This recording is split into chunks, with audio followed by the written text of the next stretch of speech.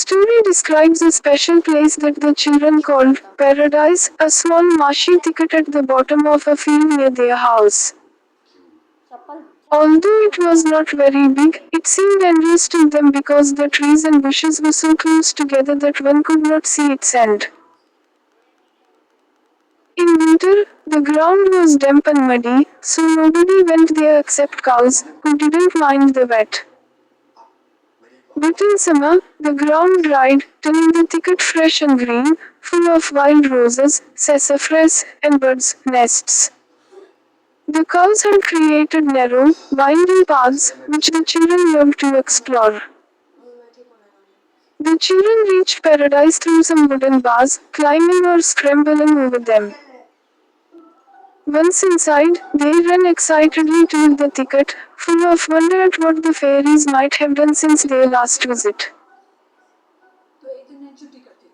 They had different paths to choose: Pilgrim's Path, Hill of Difficulty, Path of Peace, and Sassafras Path, but Katy usually led the decisions, and they chose Pilgrim's Path first. As they explored, they came to a tall stump with a wild rose bush, called the rosary, which fascinated them. Katie told them an imaginative story about how one Christmas Eve the fairy of the rose bush was sick, and a black bull tried to harm the rose, but Santa Claus came to save it, warning the fairy to take better care of Rosie Posy. Dory, one of the children, was amazed and asked if fairies were real, and Katie teased him, saying she herself was a fairy. Dory replied humorously, calling her a giraffe. They also explored the Path of Peace, which was dark and cool, with high bushes and shady trees. A type of white flower called polypods grew there, and the children picked bunches. John and Dory even dug up some sassafras roots. By noon, after exploring paths like Toadstool Avenue and Rabbit Hollow, Dory complained about being hungry. The children quickly built a small bower with boughs for shade and comfort, just big enough to hold themselves, their baskets, and a kitten.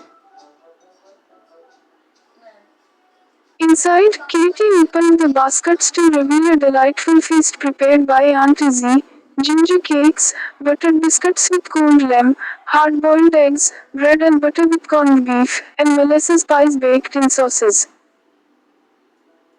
The children enjoyed their meal outdoors, feeling the sunshine, fresh air, and listening to birds sing.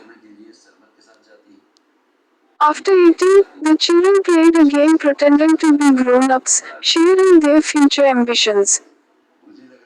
Sassy wanted to look like Minerva Clark, be good, teach Sunday school, and help the poor while inspiring poets.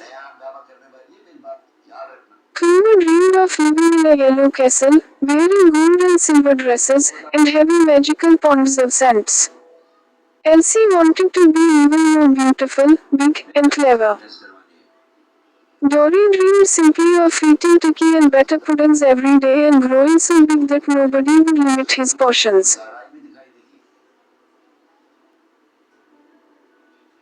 Katie, sitting above them in the bower, imagined having a large house, a splendiferous garden, and machines to do chores easily, but she also wanted to do something grand, like row on boats, saving lives, nursing in hospitals like Florence Nightingale, painting, singing, or sculpting in marble. She hoped Aunt Izzy would read about her achievements in newspapers and proudly call her an ornament to the family. Finally, Katie showed the children Dory's journal, which he had tried to keep for a few weeks but eventually abandoned. His entries were simple and humorous, mentioning meals, forgotten events, and resolving to be less greedy. As the shadows grew long, Mary called the children in for tea. Though they were sad that their joyful Saturday was ending, they felt comforted knowing that paradise was always there, ready to be explored again whenever fate and Aunt Izzy allowed, with nothing to stop them from enjoying their own little Eden.